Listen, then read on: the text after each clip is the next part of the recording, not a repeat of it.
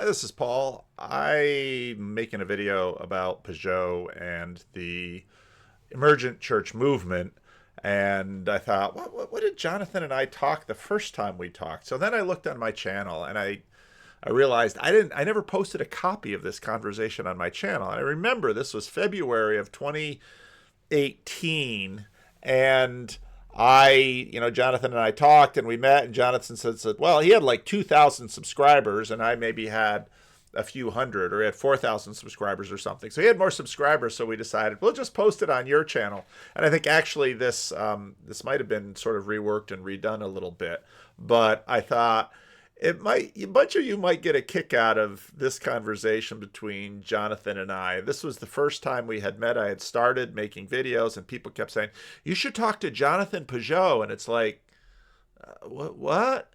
He's an icon carver and he's personal friends with Jordan Peterson and he makes videos like movie symbolic interpretations. And so, okay, so this was our conversation. There's another conversation out there that's on our channels where another guy, maybe I'll post some of these old conversations because they're fun. They're a lot of fun. And I actually want to rewatch them and go through them and take some things out of them and do some things with them. But because they're really great fun. Of course, the old Randos conversations are golden. And you can find those if you look on the playlists. If you find the conversations playlist and you go all the way back to the beginning. And of course, Phil, one guy, went through all of the old Randos conversations. Leave it. If you do that, leave a comment on each one. So I get comments like when they come up now, and then I can see them. But yeah, it's that was a fun conversation. Of course, that started a whole bunch of things. So hello, everybody. I'm here with Paul Vander Klay. For those who haven't seen some of his videos on YouTube, he's been pretty active in the last, 2 months now, or maybe a month and a half? Right, 2 months. He's been pretty active in following what Jordan Peterson has been doing and giving an interpretation of what he's doing, kind of trying to connect it and show how what he's saying is similar and different from his own Christian tradition.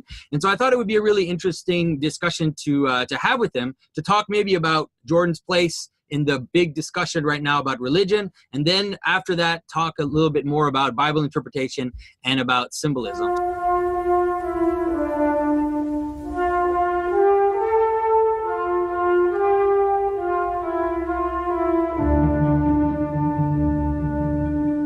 This is Jonathan Pageau. Welcome to the Symbolic World.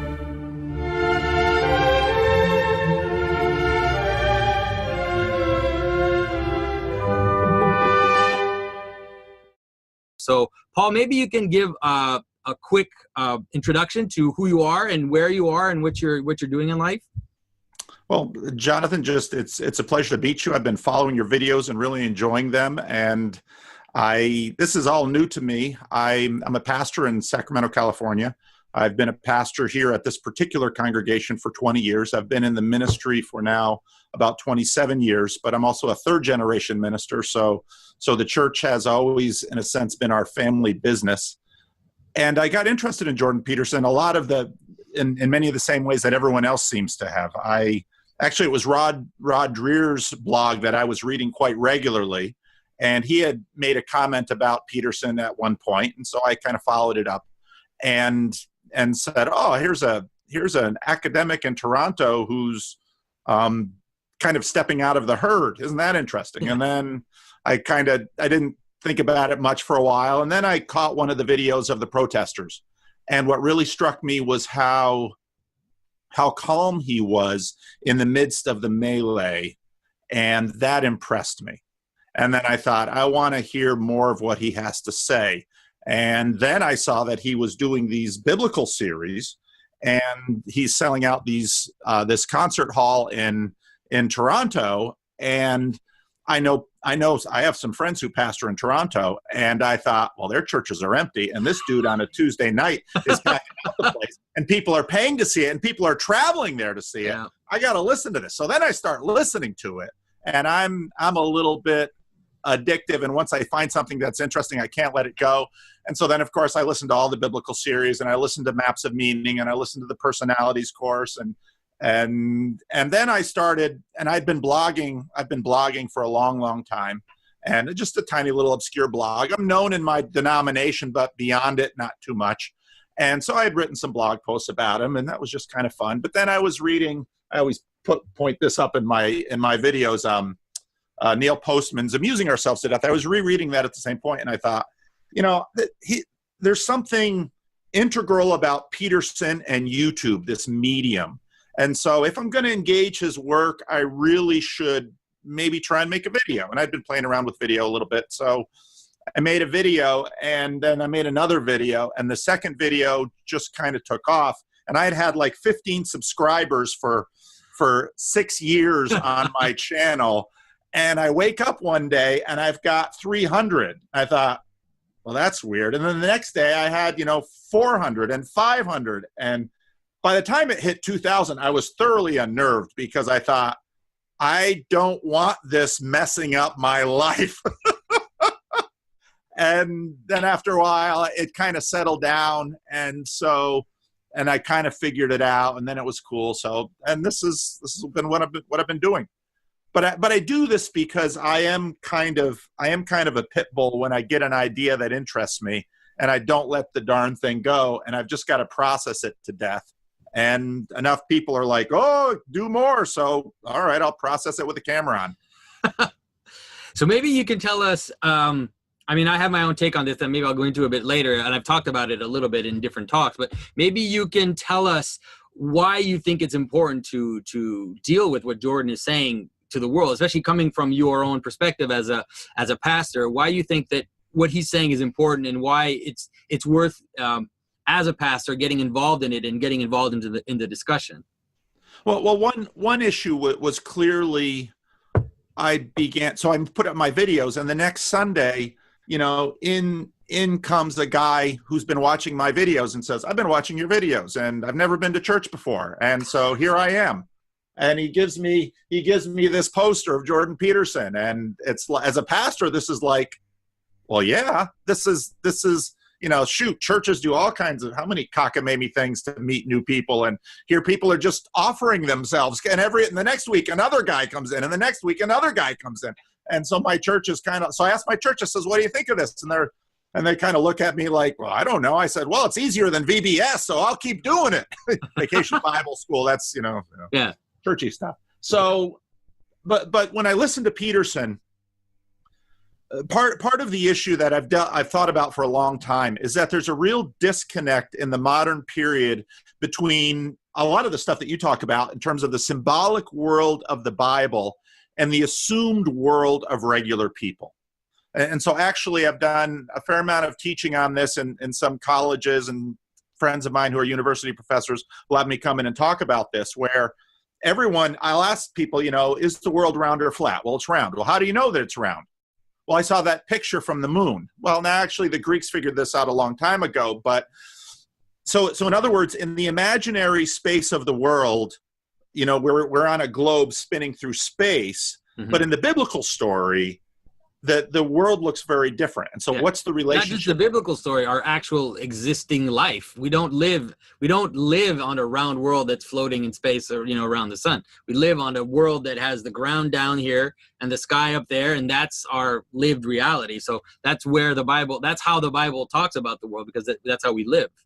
Exactly. And I think the disconnect in people as a pastor, that separates them from the Bible.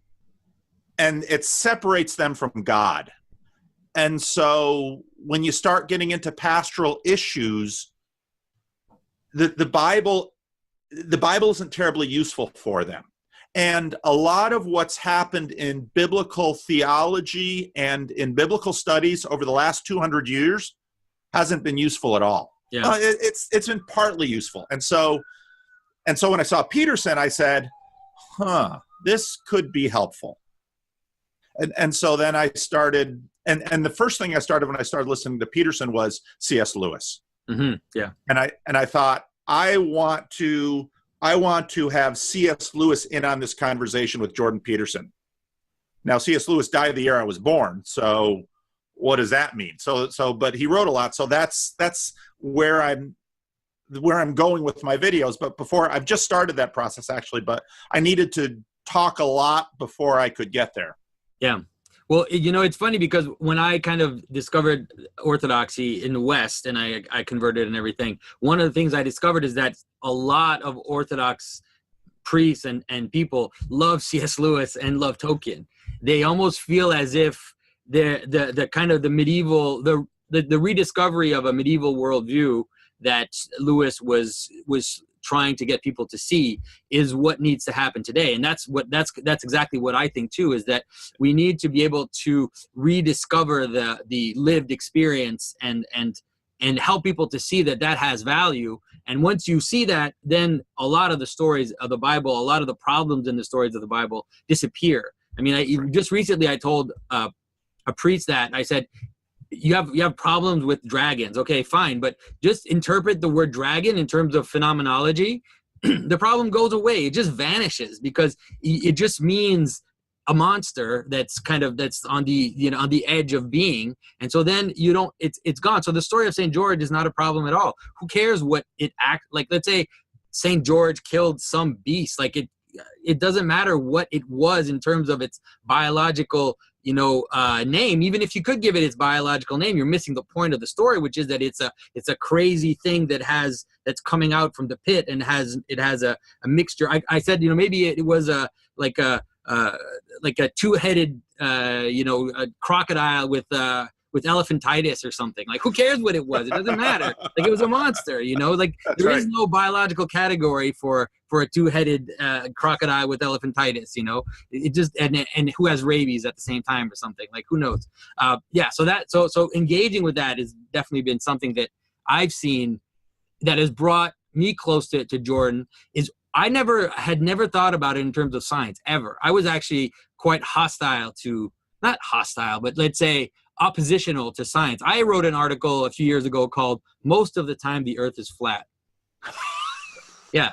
And so it was trying to say like how much the scientific worldview had invaded our perceptions and how it was actually damaging to our understanding of traditional stories, but also our understanding of our daily life, how we don't live in the cosmos described by black holes and all these we don't live in that world. It's an abstract world. But then when I heard Jordan and he talked about neurology and the brain and this idea that we're kind of built in a way that these patterns are physically built into our brain. And I mean, I had heard of Jung before, and I've never been really interested in him, and still I'm not that interested in him. And but it's the idea that we're constructed that way, no matter how it is that we got there. Like, if evolution made us that way, it doesn't matter. That's how we're made. And that the stories that the Bible bring out and that traditional stories bring out are actually tapping in, or are a kind of program that runs and they fine tune our perceptions to be aligned with that biological program. I was like, that's what made me kind of reach out to Jordan when I heard him talk on the radio like a few years ago. And I was like, oh, there's something interesting here that's worth exploring and that can be helpful for what I'm trying to do. And so, yeah, that's how it all started for me. And part of what I really appreciated about him very early on was he's a clinical psychologist with a clinical practice. And so my father was a pastor in Paterson, New Jersey, a very distressed, very poor community, in the 60s, full of heroin, crime. And that's where I grew up. And so I'd always known chaos. And I had always been immersed in, clinical psychologists sit in a room and people, maybe I'm being a little biased, people come in and meet them. But as a pastor, you're kind of immersed in it. You don't have the clear boundaries. And so, when he's telling his stories about, a guy who loves his dog. And I mean, this has been my life, my whole life, and including the church I pastor in now. And so when I heard these stories and then I saw his chaos order construct, I said, oh boy, that really works. Yeah. And I can use that. Pastors are thieves. We're not only liars, we're also thieves. Yeah. And when we find something that's useful, we grab it and we run with it.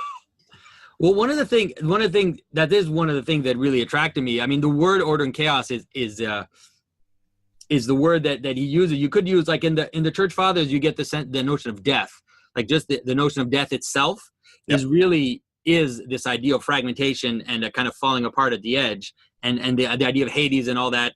So it was easy for me to map like the order chaos paradigm that he was using onto the center periphery and like the order death image that's used in the Bible and in the church fathers. And then, because I was already talking about that stuff before, I was talking about logos before too. That's why he called me, because I told him, I said, you have to listen to this talk I did where I'm talking about the logos and how the logos brings things together. And you know, cause he's just kind of answering these quick emails. And then finally he called me because he saw that, yeah, where does this come from? Like I never thought other people were talking about this. And I was like, it's there. It's in the fathers. Like it's this is it. This is Christianity. You know, like, this is what Christianity is about. So that was interesting. So how has been I'm going to ask you a big question. What has been the reaction of other pastors around you in terms of this? Because that's something that I've been having to deal with myself. Yeah, it's been mixed. I'm a part of a denomination. It's about 250,000 people. It's called the Christian Reformed Church of North America. It was founded by Dutch immigrants, and it's got a very thick culture. And in some ways, some people argue it's a quasi extended family, sometimes literally, because it's an immigrant church, and it's not as much as it was, say, 50 years ago, but. So when I started talking about this, there's a Facebook group, a closed Facebook group just of CRC pastors. I started talking about this, and a few pastors were very excited because they had also been secretly watching this stuff. And they were like, oh, you too? And then other pastors, usually, especially Canadian pastors have been on both sides. Peterson had been getting a lot of bad press in Canada. Right. And I'm also quite interested in what I see as what is essentially the culture war, I think, is essentially a Christian civil war, because it's two sides of Christianity. You had the kind of the Cold War, you had the Cold War civil religion, and now we have this ascendant morality, kind of probably neo-Marxist civil religion that's supplanting the Cold War civil religion. And these divisions are even within my denomination, which is a pretty conservative denomination.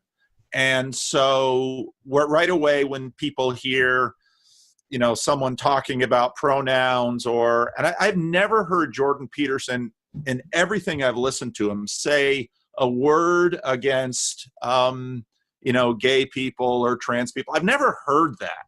But his disagreement with refusing to signal along these culture war tribal lines, impacts people's kind of low resolution take on him. So boom, you shouldn't be listening to him. You shouldn't be talking about him. And then the association with Jung doesn't help, because most people don't know anything about Jung, but what they do know is, some vague connection with the occult or with New Age movements. So once Jung's name comes up, a whole bunch of people just check out. But some pastors, I've been around a long time in the Christian Reformed Church. My father and grandfather were pastors in this denomination. So in a sense, I'm a known quantity, and I'm kind of known for kind of being on the left side of the denomination. And I pastor a church that is at least half African American. So I get a pass. People don't suspect me of being a racist, so they can't charge me with that. And then I talk about Peterson, and then I just play the missional card on him. I say, hey, there are thousands of people out there who are interested in following the Bible. It's like, where are you to talk to those people? Yeah, this is my job, and so I'm also at a point in my career. I'm 54. Where am I going to go from here? So I say what I want. I've always said what I wanted. So when I started doing this, some of my friends who know me just said, oh, well, you're doing what you always do. You're just doing it on YouTube. So that's pretty much true. Yeah, I've had to deal with, it's been very weird because at first my relationship with Jordan was I was friends with him. And then we did this video, the crazy metaphysics of Pepe video on his channel, and that kind of exploded. That was weird.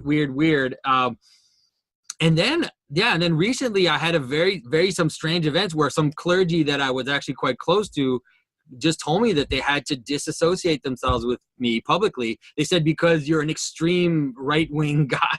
I was like, what? It's like, you're almost a fascist. And I was like, where in the heavens could you get? And it was really, I think it's really just that somehow they heard something about Jordan being alt-right or being whatever or something.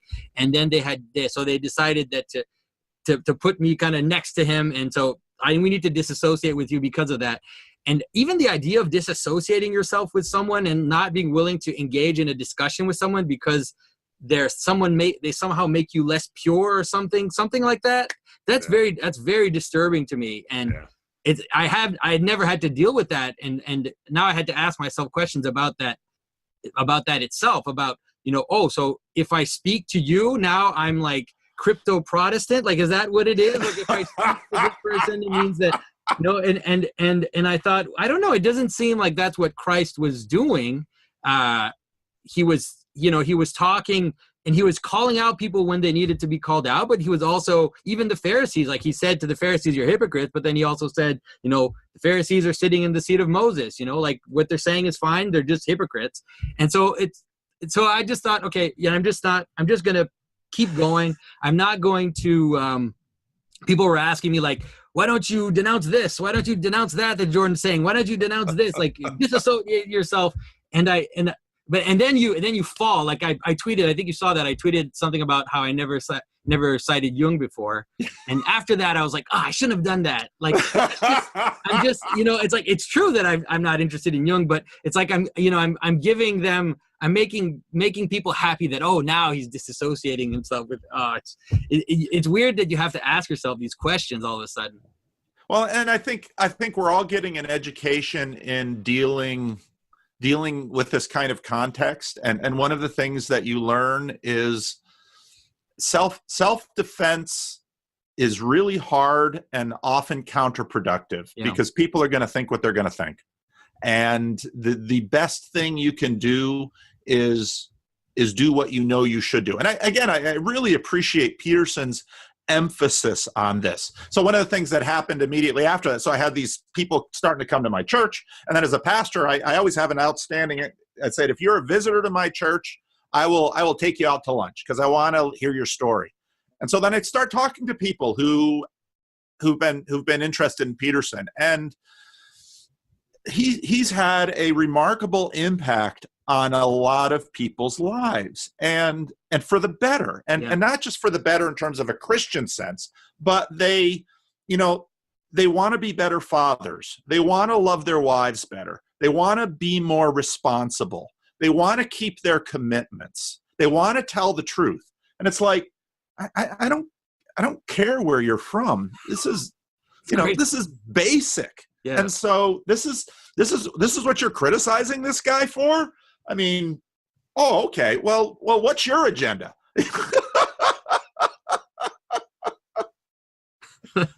And I actually appreciated your tweet about Jung because it, when I try and kind of locate all of this, I mean, part of what's beautiful about the Orthodox Church, and now I read an article a few years ago that talked about how, this church was in some ways kind of weakened and fragmented throughout, the part of the Christian world that really took hits with Islam but when, as I've seen this church coming to America, it's become less ethnocentric and I think in some ways unleashed. And so what this has meant, especially for people whose traditions come from the West and the Latin root, now suddenly we're getting reintroduced to the riches that the Latin church didn't have access to.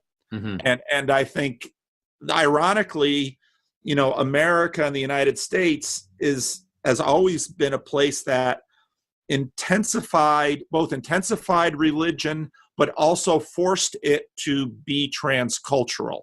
Mm-hmm. And so I'm fascinated by what's happening Orthodox Church here. Well, we hope so. I think that it's definitely, when you're on the inside, it feels like a war sometimes, because of course the ethnic question is the big question. In terms of the structure of the Orthodox Church, in theory, there should be one Orthodox Church in one place, right? So let's say there's a city, there should be one bishop and there should be priests, and that's how it should go. But that's not how it is. So every ethnic church has kind of preserved their own churches in the country, and so I would say that in a way is the weakest testimony of Orthodoxy in terms of its presence in the U.S. But at the same time, there's been some considerable efforts from the part of the Russian, coming from the Russian tradition and coming from the Antiochian tradition, let's say, to really open up and to talk about the church fathers, and to try to talk in a way that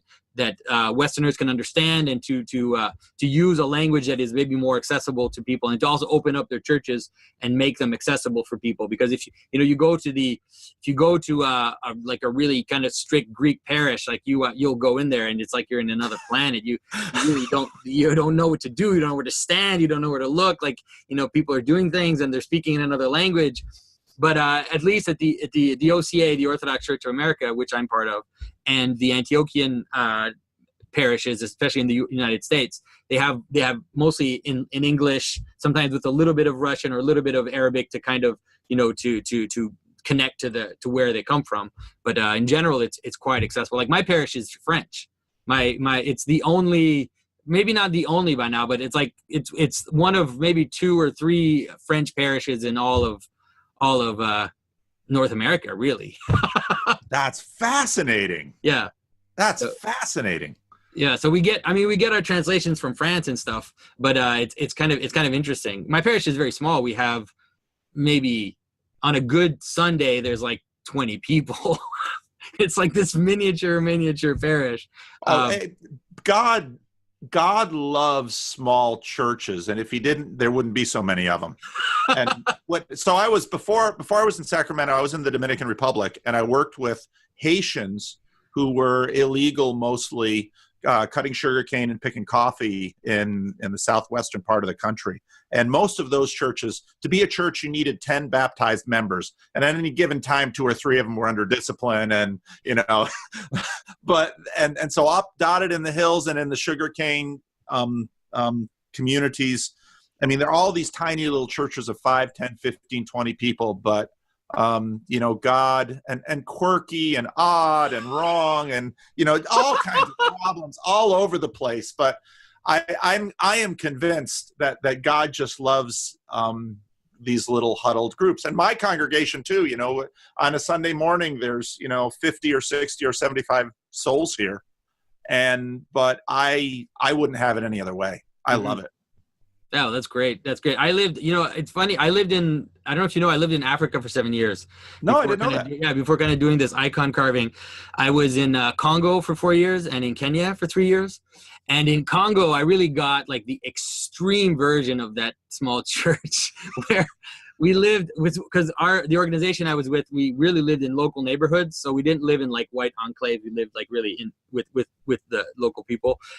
And the first house where we stayed, the neighbors to the left, they had a church, and then the neighbors two houses to the right had a church, and the neighbors on the diagonal from us, they had a church, and then there was another church which was a little further down the street. Like I didn't know exactly where it was, but it was like a little further down the street, and they would pray all the time, and like with loudspeakers. They love the loudspeakers. So we would have, sometimes we'd have like 3 churches going at the same time, at like 10 o'clock at night, on a Wednesday, and you're just sitting there in your house, and it's like, you think, wow, like this is what it means to be in another culture. Like seriously, like you can't believe what's happening. And so that was a really it was a shocker to kind of plunge into that world of like all these little churches everywhere. It was amazing though. One time there was a pastor, like the pastor next door on the left. He was going and going and going and going for like 3 hours with the microphone. And I thought, oh, what is happening? Like, you think that you wouldn't get tired of hearing the name of Jesus, but you do. It's possible. It's possible for that to happen. And so at some point I was like, what is happening? So I go out and I go to see my neighbor to like see like, what is this? And I walk in and it's just him with one boy. And he's just like, he's going and going and going. And I thought, wow, it's like we go to church on Sunday morning, and sometimes I don't go because it's too long, too much traffic. It's down in city and like I don't make it all the time.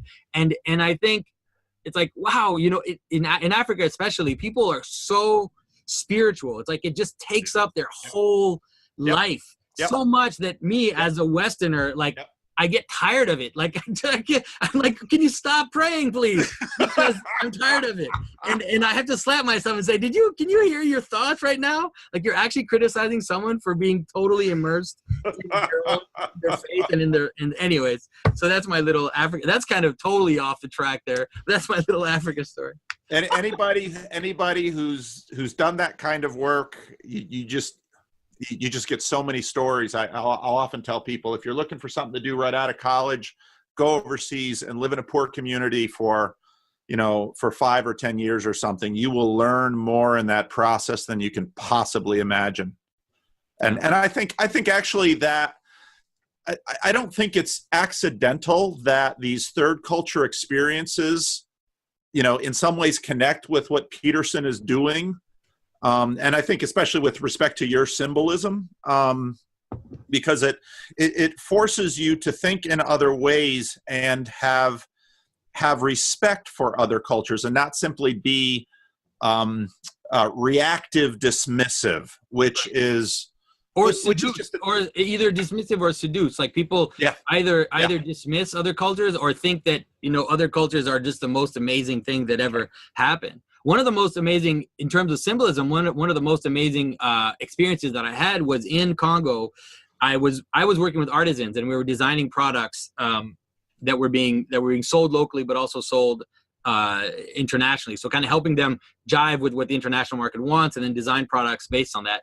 And one of the experiences I had was I met a son of a tribal king, of the Kuba king. And the Kuba, they have these amazing patterns. They have these geometric patterns that they use on cloth and in carving and everything. And it's a really elaborate symbol system. And when I saw it, I thought, this is more than just geometric patterns. Like there is definitely something meaning happening in these patterns. And so I interviewed him for hours and hours and hours. We recorded the interview, and he was explaining the geometric patterns, and each geometric pattern had a story that was related to it, and then that pattern was used only in certain instances, let's say for certain things. And so all of a sudden I had this amazing vision into like a really a symbolic language, like a full-on, fully developed symbolic language of geometric relationships, and it was really related to the symbol. It was almost like the symbols were kind of like abstract images, and depending on what was happening in the symbol, it actually meant something. And that was one of the things that, it was weird, because discovering traditional African art, it really bolstered my desire to make traditional Christian art, because I was seeing this amazing language. And obviously I'm not going to come back here and make African art. That would be absolutely absurd. And so it's like coming back to Canada and then saying, no, I'm going to plunge into the history of Christian art and see if I can find those same patterns there. And obviously I'd already kind of seen that they were there. So it was just natural that I would go from, let's say, living in Africa, then coming here and doing what I'm doing now. It seems very weird, but in the end, it's actually quite natural that happened that way. No, it makes sense. It makes sense. And for me too, the way that culture, so for example, the Haitians I'm working with, many of whom had been Christians already, but through successive waves of often American influence. But of course, the Roman Catholics had gotten there first. So then you have all of these ideas all mixed together, along with ideas, they're Haitian, so they're voodoo comes from Western Africa, and you just have all these layers of this, and this then gets manifest. So one of the things that often happened, we'd have these baptisms. Well, you get missionary stories. Here we go.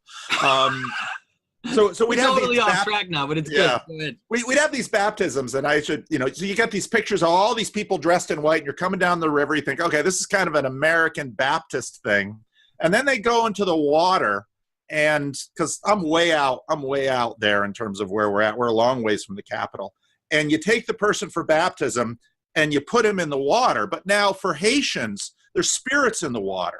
And this kind of connects in with the ancient Christian connection between baptism and exorcisms and cleansing the spirits of the body. Mm-hmm. So the pastor puts the person they're baptizing into the water, and then there's battle, and then the person starts to thrash. And then the pastor grabs them and puts them in again, and they're still thrashing. The pastor just keeps putting them in until finally they surrender.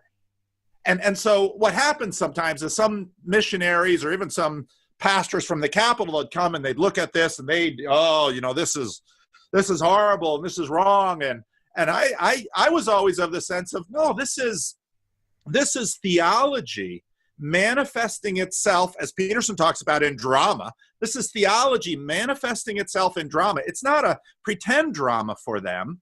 That, this is what's happening in baptism is that, old Adam is being drowned. That's one way to say it. Mm-hmm. Or, the spirits that have been inhabiting this person are being drowned and cast out. And so I always looked at this practice, which I think developed completely naturally in this context with all the successive layers of culture, and said, well, this is the gospel working itself through all of this culture, and also on the metaphysical level too, because I think it's hard to live in a context like that and walk away a materialist. You just see too much stuff. And it's interesting because that is really, let's say, the ancient way, where we still in our church, when there's a baptism, before the baptism there's an exorcism of the person, and then not only an exorcism of the person, but there's also like a chasing of the dragons from the water,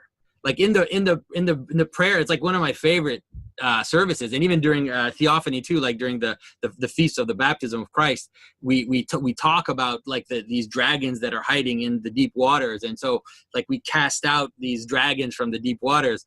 And so, for me, that's why, coming back to Jordan, when he kind of talked about, the idea of chaos and the dragon at the bottom of the, let's say, of the deep and all that, it made total sense, because it's still really part of our worldview, and it's there in the Bible. It's there too.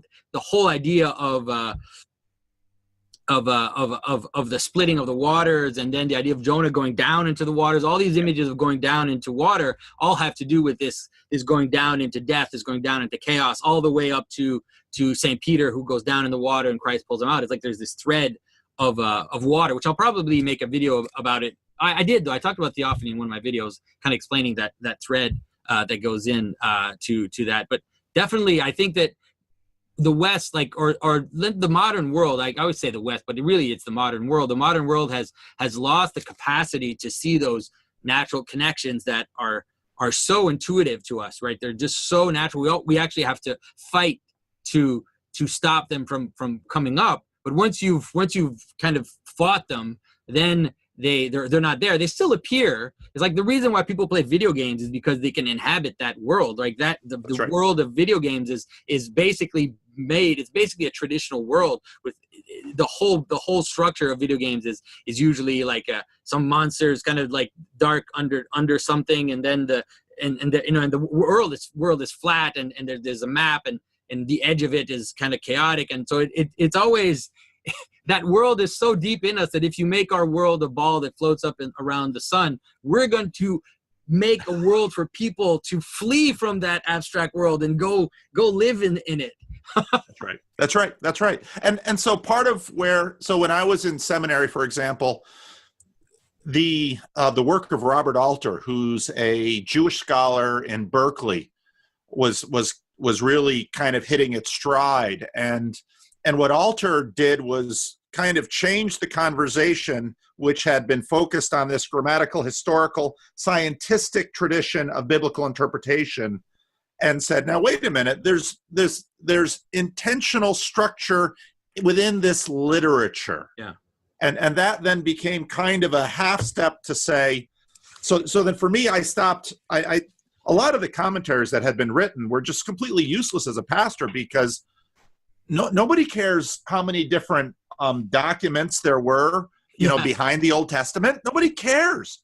And these new Bibles are death for church. Like the Bibles with like the texts that are kind of like not really in the text, or that have a different, because it's like, this is an addendum and there's all these quotes. I know this was part of this text and this, it's like, oh man, those are like, why would you use a Bible like that in church? Like, use it to study, but in church you want something you can read, right? You want an oral, like something you can participate in. That's right. And fortunately, so the Christian Reformed Church was kind of in the Netherlands, a breakaway from a modernistic church. Mm-hmm. And so part of the blessing of some of these rather even biblicistic traditions, say even maintaining the King James, which is an interesting translation.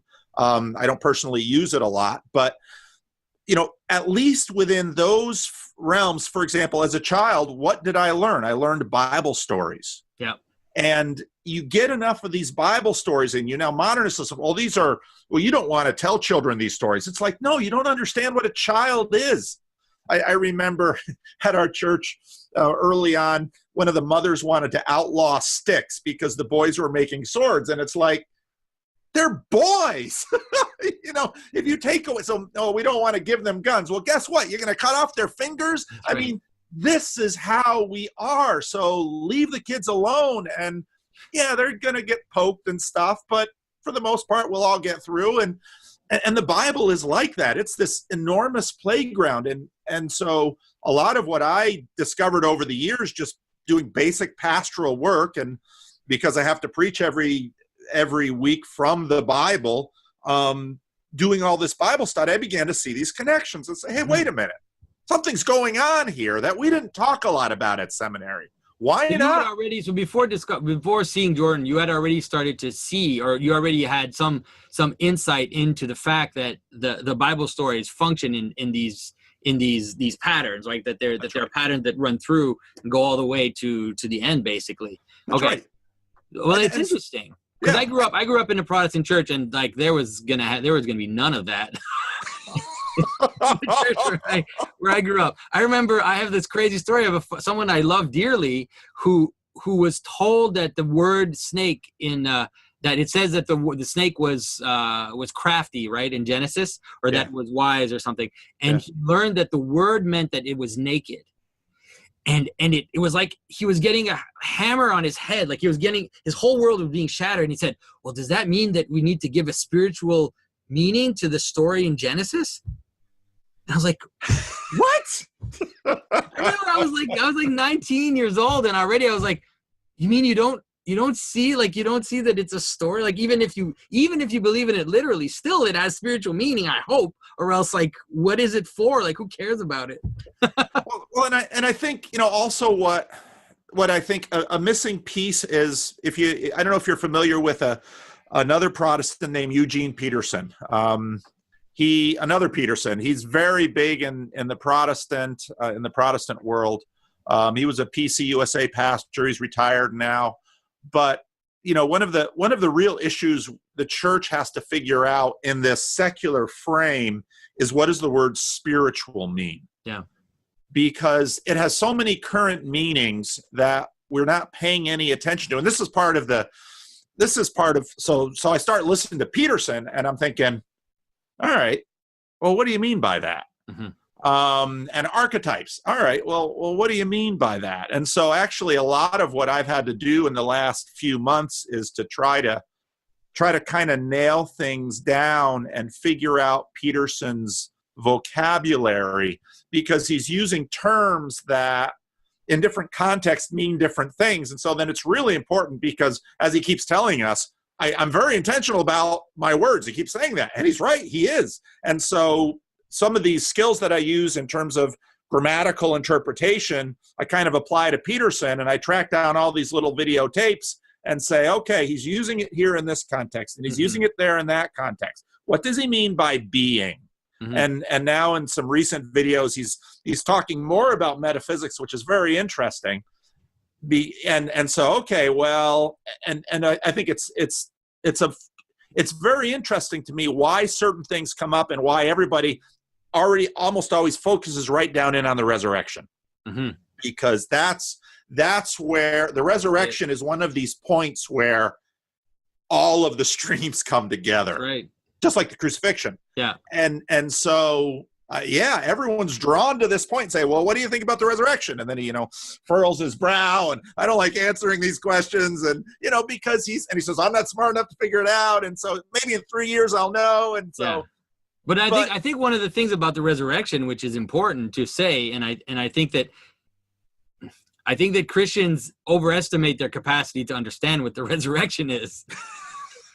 Definitely. And so I think that if you look in the text and you read what it actually says, it's not at all obvious what, in terms of phenomena, the resurrection is. I mean, Christ hides in his own resurrection. He appears, and the disciples don't recognize him, and then finally they recognize him, and they recognize him because he does a certain thing, and so it's made in the text itself. It wants to take away the simplicity of thinking that the resurrection just means a dead corpse sitting up and walking out. There's something else happening. And the idea of what it means for his body to be glorified, what all these things mean, like it's not at all simple. And if you add what St. Paul says about the resurrection, and he talks about spiritual bodies, and it's like, what exactly, do you even know what exactly is a spiritual body? It's like, it seems like that's a total contradiction in terms. And so if he's using an aporia to talk about something which it's like either it's spiritual or it's a body. If it's a spiritual body, then he's definitely creating a category that transcends other categories, or a category that is beyond our capacity to understand it.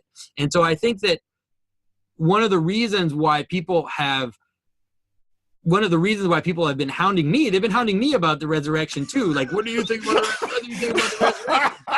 resurrection? And I'm like, okay, well, I think the resurrection is an event. I definitely believe that, and I believe it's an event that happened. But if you think that you can contain that event in your little definitions, then you're as much. I would even say you're as much a heretic as the person who denies it. It's like that resurrected body is not at all an obvious thing to understand. Well, and I think that's exactly right. So N.T. Wright has written about N.T. Wright writes more than anyone can read, I think. But he's written about as much on this as anyone. And the point he keeps making again and again is that all of these texts seem to bear testimony, not of a group of people arranging their stories to somehow develop a theological point, but they bear witness to events that they couldn't comprehend.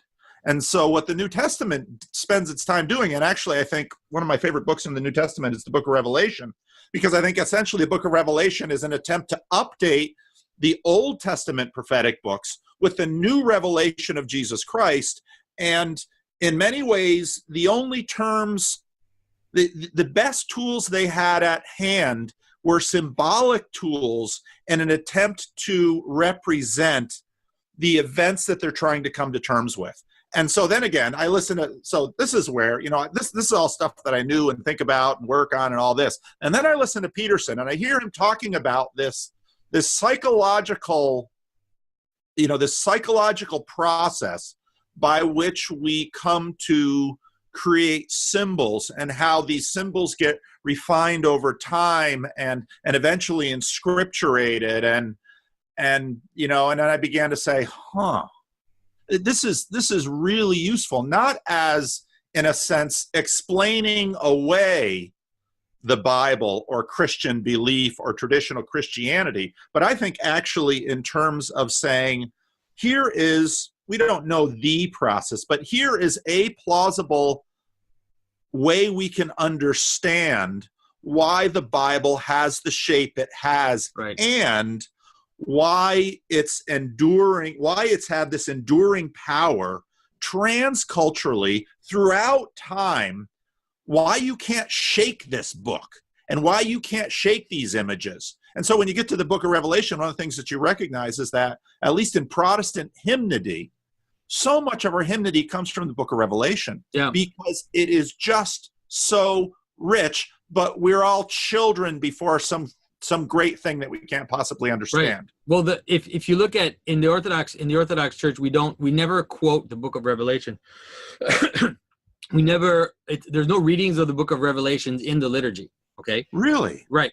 But the entire structure of the liturgy itself and the entire structure of iconography is based on the book of Revelations. And so the way the church is built, the image of Christ in the dome of an Orthodox church, that's the Christ who's returning at the end of time. Right. And so the structure, and then below him, there's a hierarchy of angels. And then below the hierarchy of angels, then there are the disciples or the prophets and the disciples. And then it comes down, down, down. And then we are kind of part of that whole. And so the whole church is an image of the last judgment in a way, or the eschatological manifestation of the total church. And so although we don't use the text in the liturgy in terms of quoting it, like the entire liturgy is based on Revelations. And so so when you say that that it comes into the hymns in Protestant hymns, it just makes sense, because that's what in terms of the more Orthodox perception of Revelations, is that it's a cosmic, it's like the ultimate cosmic puzzle, like the ultimate cosmic image of the totality of all things. And then the church is in a way like the kind of the temporary manifestation, or no, not the temporary, but let's say like one of the manifestations of the heavenly Jerusalem, which comes down. And so the church is the heavenly Jerusalem physically, the way it's made, with Christ coming down, and it's like, and then the altar with the lamb on the altar, and all that comes from the book of Revelations. When people talk about, where I was growing up in the evangelical church, we didn't have an altar, and they would say, no, we don't have an altar because we're not in the Old Testament anymore, and we don't want altars. But the altar in the church doesn't come from the Old Testament; it comes from Revelations. That's where the altar comes from.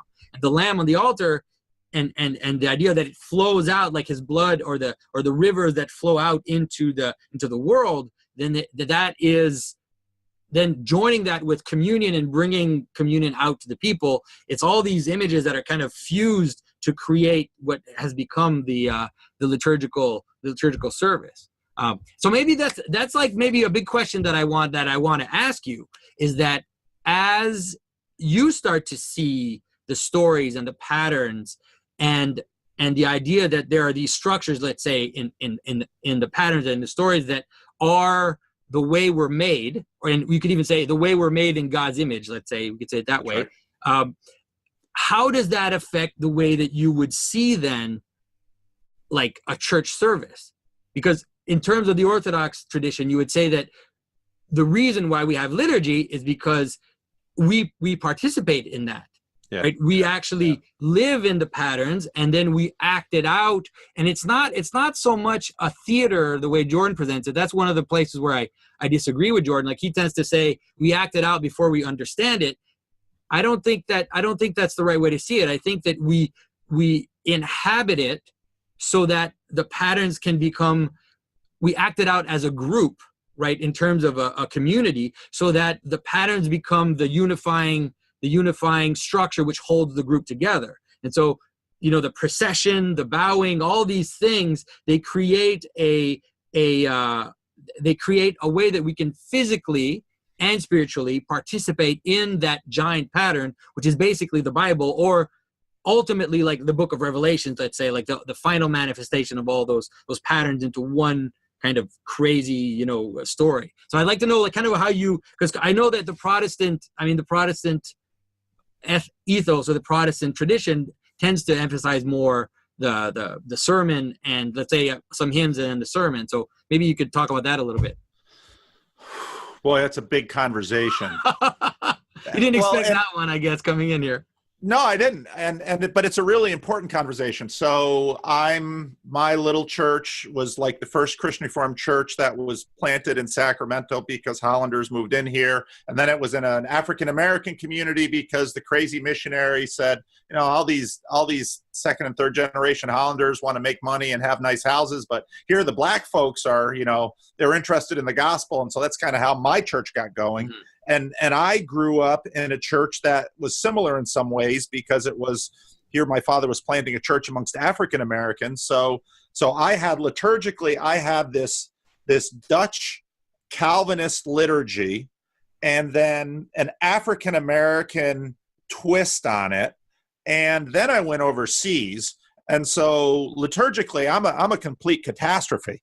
But I am. I just am. I mean, I'm one of these beasts that comes out of the sea in the book of Daniel. I've got different heads and arms and body parts, and I'm a mess. But so one of the things that we've been doing in Sacramento are planting new churches. And one of the things that's been interesting is that a lot of the younger church planters are far better attuned to liturgy. And I got to be careful here because some of my friends will watch this video and I don't want to rat them out, but there's some serious Orthodox and Roman Catholic envy going on in the heart of a lot of Protestant church planters for the reasons you just described, because they have seen how liturgy can, especially I think culturally right now, can help younger people get the gospel at a different level via liturgy than they can through, let's say, a sermon. And so in the Midwest, where the culture is a little different, when they do a church plant, they're still kind of in this seeker mode with guitars and, big music and big sounds and a ball pool and all that kind of stuff. Out here on the West Coast, a lot of church plants, when they plant, the thing they're doing, they're having weekly Eucharist. They're calling it Eucharist and not Lord's Supper. They're paying a lot of attention to liturgy. They are including much more symbolism. Now, again, in my iconoclastic tradition, they got to be careful with some of these things. They can't go full-blown icons, but this is happening in church plants because church planters of any more than any other type of pastor usually are much more sensitive to what's happening in the culture. And so they're saying, the sermon alone can't carry the freight. We need to embody this in liturgy. And this is bringing young church planters to study liturgy and bring in a lot of elements that were cast out in the Protestant Reformation. And that's not entirely fair either, because if you actually look at John Calvin had weekly Lord's Supper. John Calvin loved the church fathers. A lot of the stuff that gets associated with real iconoclastic, bare Protestantism is really third, fourth, fifth generation, things that happen further on down the line. So when you get into, say, Luther, who's first generation, and Calvin, who's second generation, a lot of that stuff from the church fathers was still in there. And I think as modernity really got going, people decided that they wanted to keep up with the cultural Joneses. And that's when, liturgy kind of goes out the window in some cases. And that's when, the kind of what I call the iron box of secularism really gets in. And so now we're going to demythologize the Bible, and we're going to take out all this stuff and we're going to study it as scientists study, something over here. So a lot of there's, if you dig down deep into Protestantism, the possibilities are not as grim as they might appear in 1975 evangelicalism. Well, it seems like, I think that what you're saying, I'm getting a whiff of that too, in terms of I've noticed that that there is I think that with the breakdown of modernity, I think there's something positive that postmodernity brought in terms of its capacity to show the limit of just rationality, or the limit of only living up in the mind, and the necessity for the embodied experience, let's say, which can go towards kind of the more Pentecostal experiential stuff, but that has its own limits and its own downsides, let's say. But I think, at least for me, it has been the going towards the more, let's say, integrative and symbolic understanding, and these patterns as well, because the patterns, the patterns, we intuitively get them, right? If you can explain them properly, and that's why I think a lot of people also, they like what Jordan's saying, because he has, no matter where he gets it from, like even if it's from Jung, even if I don't like Jung or whatever, there's some of the patterns that Jordan gets so intuitively that he's really integrated them very profoundly. So when he gives an example, people just click, like they're like, yeah, okay, yeah, that makes absolute sense. And I think that that's something that if we as Christians can go back into the Bible and go back into those stories and find those gold nuggets, then we can do the same when we talk about patterns to people, and we say, that's one of the reasons why I'm doing these movie interpretations, is to say these are the patterns of reality, people. Like they're not just in the Bible, they're in reality. So they'll appear all over the place. I can show you, like, okay, here's a kind of less profound, but it's still there. Like, and it's the same as when King David did this, and when, and so I think that that's an interesting way to be able to awaken people to these, to like the structure of reality, basically. And then finally, and hopefully it will help them see that there's something, that there is a transcendent aspect which goes beyond all of it, and which kind of out of which everything flows. It's interesting to see what's happening now. Who knows? Yeah. It's hard to know exactly how all of this is going to go, but for sure it's an exciting time to kind of be alive and to be able to talk to people. Yeah, it sure is. It sure is. And part of what this project for me has been getting my mind around technology, because I've also always been interested in technology. And so part of me figuring out, okay, what does YouTube mean? And because what we're seeing now, so what I've done in some of my videos is, if you look at John Walton, who's a scholar from Wheaton College, Old Testament, basically ancient Near East cultures, their impact on the Old Testament. He reminds people that first, before the Bible was inscripturated, it was likely oral. Mm-hmm. And so YouTube is, in a sense, the new orality. And so I've been, for example, I've watched obviously a lot of hours of Peterson videos, and now I'm reading his book. And Jordan Peterson in text, and I'm also listening to the audio book, which is Jordan Peterson's voice, but Jordan Peterson reading his book is different from Jordan Peterson on YouTube. Mm-hmm. Okay, what does that mean? How does that work? How does that change things? And so, I think, especially when it comes to liturgy, well, what are you doing with liturgy? So you're taking stuff from the printed page, and now you're, in a sense, let's think about Tang.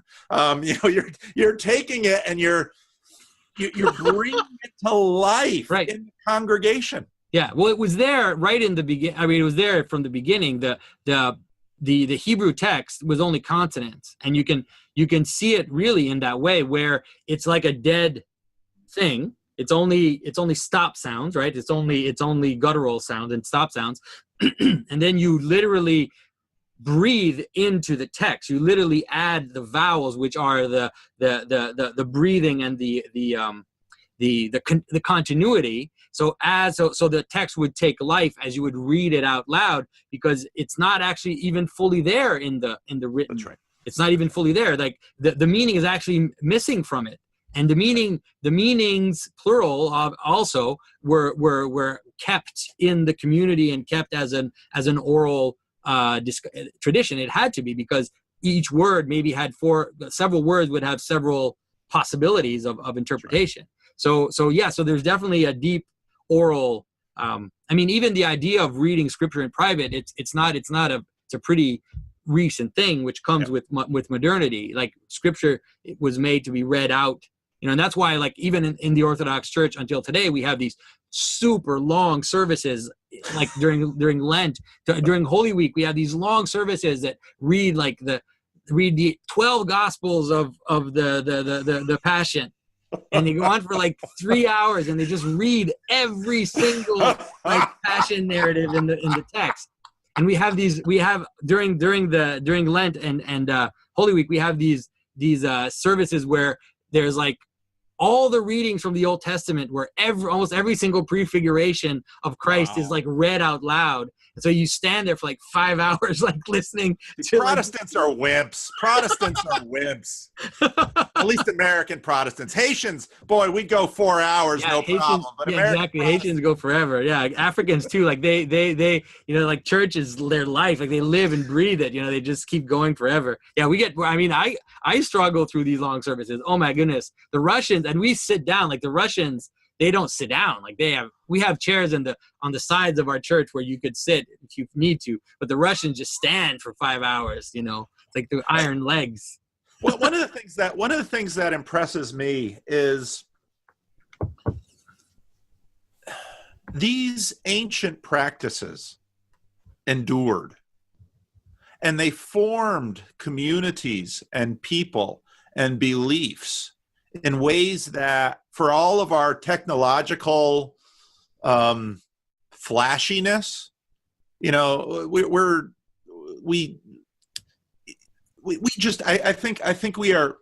think in many ways, and C.S. Lewis makes this point often, I think we are, as is said in the Lord of the Rings, we are lesser sons of greater men. Yeah.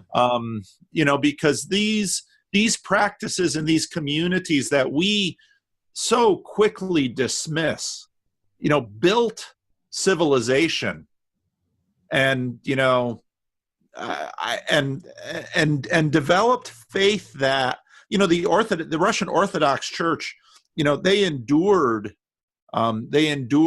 communism, and the Chinese Church, grew and took root during communism. And so there's very much kind of a Darwinian reality that it's these churches have been purified, and yeah, they're churches, so they got all our messed up baggage with them too. But I think we are so dismissive when we should be respectful. Yeah. All right, I think we've gone for quite a long time. So you and I think could have a conversation for a long time. That's right, exactly. So maybe we'll do this again at some point.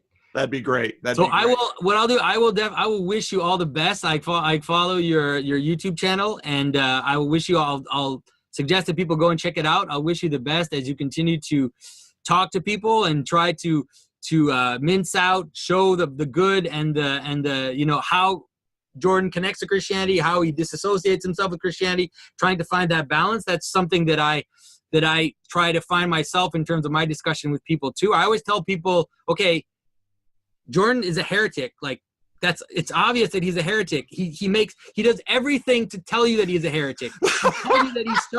He's told you that he started his own church called the Church of St. Joachim of Flora. Like, what more does he have to tell you that he's a heretic?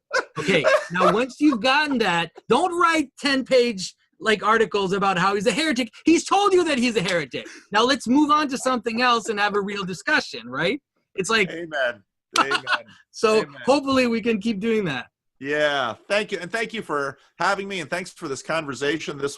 I really have appreciated your work, and you mentioned that I've got to preach a sermon on Moses and the bronze serpent. And I thought, oh boy, you've got resources in that I don't have back here. And so I appreciate your work, and I really pray for God's blessing on your work and your family and on your little church. Thank you for that story. I'll have a whole nother image now of you and your blessed tribe. And I do pray that God blesses you richly. All right. Thanks a lot. Thanks a lot. I really appreciate it. So until next time. All right. All right. Thanks. All right. Take care. If you enjoyed this content and our exploration of symbolism, get involved. I love to read your comments in the comments section below. Please go ahead and share this on social media to all your friends, and also please consider supporting us financially on Patreon. You'll find the link to the Patreon page in the description below.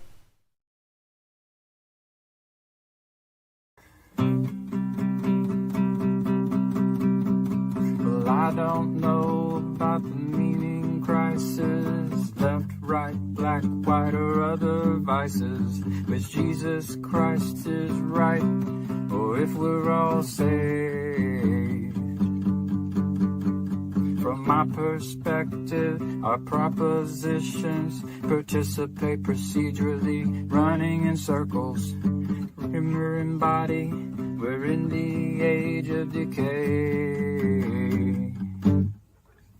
Symbolically speaking, the reapers are reaping, them damn egregores are whispering sweetly. We're all NPCs in the belly of the beast.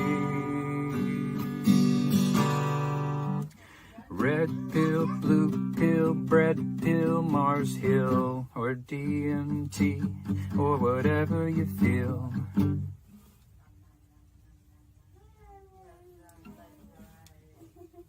Got one and number two, it's all the same damn thing. So clean your room, repent on Zoom, ontology for dummies, a bird's eye view.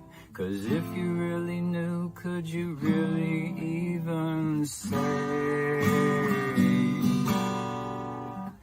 Totally depraved, all totally saved. A total disposition from the bed we all made. Or is it the elect? Or are we just insane? From John Vervaeke to Jonathan Pageau and Jordan Peterson to the Chris Pageau Show. Paul Vander Klay and Griswold Grimm and all the dice he shakes. This estuary ditty is a little bit cringy, ain't quite the U-shaped or the hero's journey. All the NPCs in the flood treading water to watch you save the day with a bunch of chitter-chatter. From the ortho bros to the Catholic Joes, or atheistic Jobs, to Protestant folks, the Joe Schmoes, and Jewish Jacobs, and everything in between. So love the Lord your God with all your heart and soul, with all your mind and your fingers and toes, all your neighbors too, as if they were your own.